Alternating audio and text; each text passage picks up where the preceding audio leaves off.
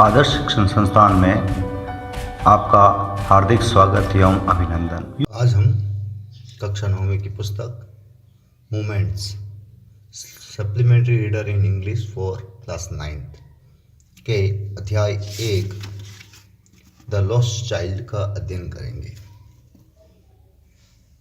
इसके लेखक हैं मलुकराज आनंद। इस अध्याय के 2 पैराग्राफ का हम अध्ययन करने वाले हैं। पाठ की विषय वस्तु को समझते हैं। एक बालक जो अपने माता पिता के साथ मेले में घूमने जाता है और वो रास्ते के किनारे पर पड़े हुए खिलौनों से बहुत आकर्षित होता है। वह अपने माता पिता से उनकी मांग रखता है कि वो उसे दिलाएं, लेकिन उसके माता पिता उसे दिलाते नहीं हैं। उसकी प्रबल इच्छा तो होती है कि वो खिलौनों को खरीदे, लेकिन वो उसकी इच्छा पूरी नहीं होती है। फिर अचानक ऐसा एक घटनाक्रम होता है कि कोई वो उन खिलौनों को नहीं दिलवाना चाहता उस बालक को, लेकिन वो उन खिलौनों को लेने के लिए राजी नहीं होता है। तो इस घटना के माध्यम से कवि बालक के मन में उत्पन्न होने वाली उन परिस्थितियों के बारे में पाठ में विस्तार से बताता है। इस अध्याय में आज हम 2 पैराग्राफ का अध्ययन करेंगे। सर्वप्रथम हम पाठ में प्रयुक्त शब्दकोश का अध्ययन करेंगे। पहला शब्द है स्प्रिंग। स्प्रिंग का अर्थ होता है the season of the year between winter and summer, यानी कि सर्दी व गर्मी के बीच का जो मौसम आता है जिसे हम बसंत ऋतु कहते हैं, इंग्लिश में उसको स्प्रिंग कहते हैं। जब मौसम के अंदर पत्तियां हैं, मौसम थोड़ा गर्म हो जाता है, पौधों में नई पत्तियां उगती है और फूल उगने शुरू हो जाते हैं। आपने देखा ही होगा बसंत ऋतु में फूलों पर, पेड़ों पर नई पत्तियां उगती है, पुष्प उगते हैं। दूसरा शब्द है विंट्री शेड्स। विंट्री शेड का तात्पर्य यहाँ पर है the season is changing from winter to spring. सर्दी से जो मौसम है वो स्प्रिंग की तरफ जाता है, यानी कि बसंत ऋतु की जाता है। यानी कि सर्दी का जो मौसम का जो प्रभाव है और आने वाला मौसम गर्मी, इन दोनों का जो मिक्सर मौसम होता है, तो उसके प्रभावों को हम विंट्री शेड्स कहते हैं। नैरो का अर्थ होता है, तीसरा शब्द है नैरो, जिसका अर्थ होता है संकीर्ण, तंग, जिसको हम टाइट भी कह सकते हैं, स्ट्रेट भी कह सकते हैं। लेन का अर्थ होता है स्ट्रीट, गली। एलाई नैरो पाथ, यानी कि पतला रास्ता, उसको हम लेन कहते हैं। अगला शब्द है इमर्ज। इमर्ज का अर्थ होता है उभरना, यानी कि बाहर आना, प्रकट होना। जैसे स्प्रिंग उछल कर बाहर आती है, वैसे कोई चीज़ अचानक उभर कर सामने आती है, उसको हम इमर्ज, यानी कि कम आउट, उभरना, इसका अर्थ होता है। अगला शब्द है गैली। गैली का अर्थ होता है सुखपूर्वक, यानी कि आनंद से। इंग्लिश में कहें तो with pleasure, joyously, gladly, pleasantly. फिर अगला शब्द है क्लेड। क्लेड शब्द से वर्ब फॉर्म है क्ले, इसकी सेकेंड और थर्ड फॉर्म होती है क्लेड। क्लेड का अर्थ होता है ढका हुआ होना या किसी का आवरण जुड़ा हुआ होना उसके ऊपर, यानी कि किसी चीज़ से आच्छादित होना। अगला शब्द है ह्यूमैनिटी। ह्यूमैनिटी का मतलब होता है मानवता। वैसे the quality of being kind and understanding, यानी कि किसी को समझने की क्षमता होना या किसी के प्रति दयालु होना ह्यूमैनिटी कहलाता है। वह फॉर्म आ गई एक राइड। राइड का मतलब होता है सवारी करना, जिसकी 3 फॉर्म्स है ride, rode, ridden. Brim. Brim का अर्थ होता है to be full of something, यानी किसी से भरा हुआ होना, full of. Fill as much as possible, यानी अधिकतम उसको महसूस करना, यानी किसी चीज़ से भरा हुआ होना। एग्जाम्पल के माध्यम से समझ सकते हैं इसको। मैं कहूँ तो his eyes brimmed with tears, यानी कि उसकी आंखें जो है ब्रिम्ड यानी भरी हुई है, आंसुओं से भरी, यानी ब्रिम का अर्थ हुआ भरा हुआ होना।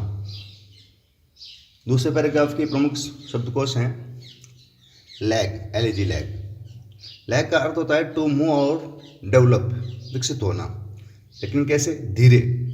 देन समबडी और समथिंग, यानी कि पीछे रहना, विकास में या मूवमेंट में, हलचल में, चलने फिरने में किसी से पीछे रहना, उसका अर्थ होता है लैग। फैसिनेट का अर्थ होता है किसी से आकर्षित होना। टू अट्रैक्ट और इंटरेस्ट समबडी वेरी मच, किसी में बहुत ज़्यादा आकर्षण होना, उसके प्रति आकर्षित होना फैसिनेट कहलाता है। हरी का अर्थ होता है जल्दी करना, कुछ चीज़ को तीव्रता से करना। द नीड और wish to do something quickly, या तो किसी कार्य को करने की जरूरत है या इच्छा है उसको तेज गति से करना, तो उसको हम कहेंगे हरी। ओबीडियंट का अर्थ होता है आज्ञाकारी होना, इसका विलोम होता है डिसओबीडियंट। इसका मीनिंग समझते हैं, do what you are told to, यानी कि आपको जो कहा गया है वो आपको करना है, उसको हम कहते हैं आज्ञा का पालन करना। इसको आज्ञा का पालन करने वाले को ओबीडियंट कहते हैं। लिंगरिंग का अर्थ होता है स्लो या लेजी, धीरे। और एक लिंगरिंग का मतलब भी ये भी होता है कि किसी की तरफ देखते हुए रहना या उसकी तरफ आकर्षित होना भी होता है। रिसीडिंग का अर्थ होता है to move away and begin to disappear, यानी दूर हो जाना, ओझल हो जाना आंखों से, यानी कि धीरे धीरे दूर जाना। जैसे जैसे चीज़ दूर जाती है हमसे तो स्वाभाविक है अभी वो चीज़ हमें दिखाई देना बंद हो जाएगी। सप्रेस का अर्थ होता है दबाना, किसी चीज़ को दबाना, कुचलना, उसको रोकना। डिप्रेस भी कह सकते हैं, कंप्रेस कह सकते हैं, स्टॉप कह सकते हैं। और कुचलना का अर्थ होता है ग्राइंड कर देना या ट्रोटल करना। इवन दो को हम आल दो भी कह सकते हैं, यानी कि इसका अर्थ होता है यद्यपि या हालांकि। रिफ्यूजल का अर्थ होता है इनकार करना, द एक्ट ऑफ डिनाइंग, यानी कि नकारना। इसका ऑपोजिट होता है, जैसे रिफ्यूज कर दिया यानी इनकार कर दिया, तो इसका ऑपोजिट होगा ग्रांट, अप्रूवल, अलाउंस। अगला शब्द है टायरेंट। टायरेंट का मतलब होता है तानाशाह, जो किसी की बात को मानता नहीं है, स्वीकार नहीं करता किसी को, उसको हम कहते हैं टायरेंट। यानी डिटेक्टर, यानी उत्पीड़न करना, ऑपेसर। मेल्ट एक वर्ब है, इसका अर्थ होता है पिघलना, द्रवित होना। रिलेंट कह सकते हैं, डिलिक्वेंस भी कह सकते हैं इसको हम। टेंडर का अर्थ होता है प्रस्ताव या निविदा, ऑफर, प्रपोजल। स्वीप का मतलब होता है बहना या झाड़ू लगाना। वैसे स्वीप की सेकंड फॉर्म स्वीप, स्वैप्ड। इसका अर्थ होता है बहना या निकालना, स्प्रेड होना, एक्सपेंड होना, स्ट्रेच होना, इसके प्रमुख अर्थ होते हैं। आइए पाठ का पंक्ति दर पंक्ति अध्ययन करते हैं। आप चित्र में देख सकते हैं कि मेले का दृश्य है। एक बच्चा जिसका हाथ उसकी माँ ने पकड़ा हुआ है, माँ के पास पिताजी खड़े हैं। बच्चा का ध्यान माता पिता की तरफ न होकर मेले के अन्य दृश्यों की तरफ होता है। चलिए पंक्तियों को पढ़ते हैं। It was the festival of spring, यह बसंत ऋतु का उत्सव था। From the wintry shades of narrow lane and alley emerged a gaily clad humanity.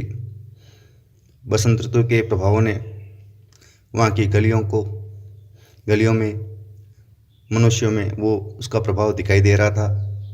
Some walked, कुछ चल रहे थे।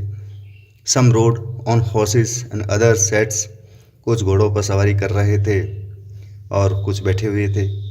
बीइंग कैरिड इन बाम्बू, जो बैठे हुए लोग थे बाम्बू से बने हुए जो दोनों तरफ डाले लगे हुए होते हैं उसमें बैठ कर जा रहे थे। एंड बुल्लक कार्ट्स, और कुछ बैलगाड़ियों में।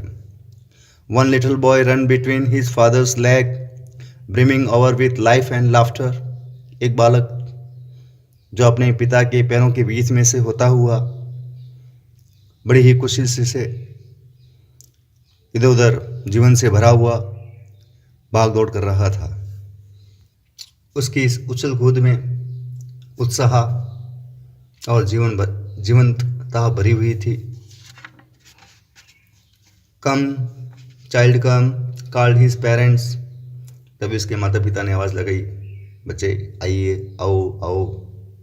एज ही लैग्ड बिहाइंड, जैसे वो पीछे रहा बालक तो उसके माता पिता ने उसको आवाज़ लगाई। Fascinated by the toys in the shop that line the way, वह उन खिलौने से आकर्षित हुआ जो रास्ते के किनारे पर दोनों तरफ लगे हुए थे, बिछे हुए थे। आपने मेलों में देखा ही होगा कि रास्ते के आसपास खिलौनों की दुकानें लगी हुई होती है, तो बालक उनसे बहुत आकर्षित होता है, उनकी तरफ दौड़ता है, देखता है उनको। ही हरीड टूवर्ड हिज पेरेंट, वो तेज गति से अपने माता पिता की तरफ गया। His feet obedient to their call,